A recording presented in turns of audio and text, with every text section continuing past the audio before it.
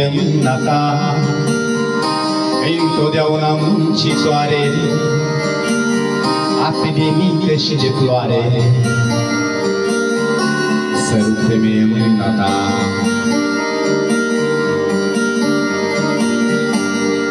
Ca o aripă ce-a zburat și-a obosit neobosită, să odihnească liniștită.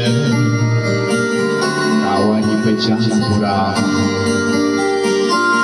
copiii cuibul lor, nevinovat le somnul mamă, tot fără griji și fără teamă. Copiii dorm în cuibul lor și alături mâna ta la căpătâi ca o lumină alingătoare și blașină, și alături mâna ta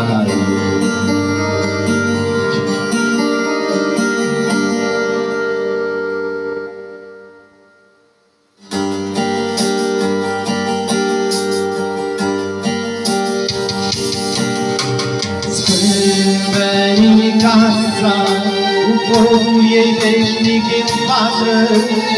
Sfânt-veni casa, cu pragul ei tare de piatră. Sfânt-veni casa, de leagă de dor ce coboară.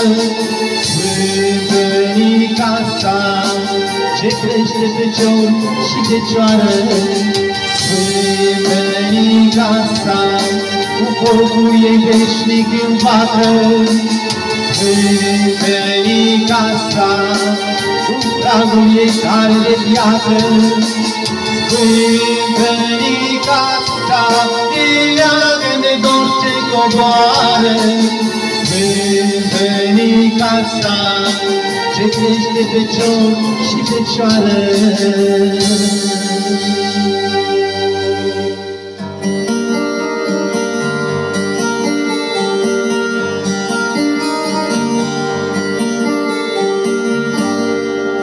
Sărut, femeie, ochii tăi de lacrimă și de scânteie, de împărate și de zeie.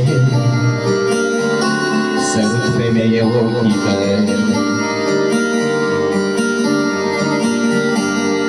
Sărut cu minte vorba ta, cu limpezime de izvoare, cu vraja soarelui răsare. Sărut cu minte vorba ta,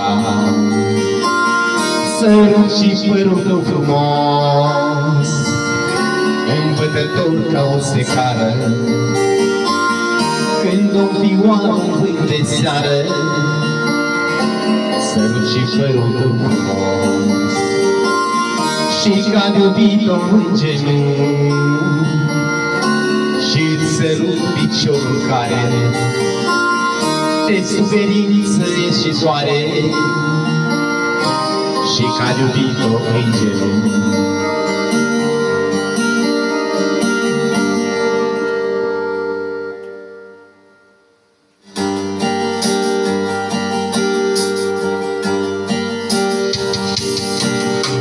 Sfânt-veni casa, cu focul ei veșnic în vatră. Sfânt-veni casa, cu pragul ei tare de piatră. Sfânt-veni casa, de leagă de dor ce coboară. Sfânt-veni casa, ce crește pe cior și fecioară. Sfânt-veni casa, cu focul ei veșnic în vatră. Sfânt-veni casa, cu pragul ei tare de piatră. Sfânt-veni casa, de leagă de dor ce coboară. Sfânt-veni casa, ce crește pe cior și fecioară.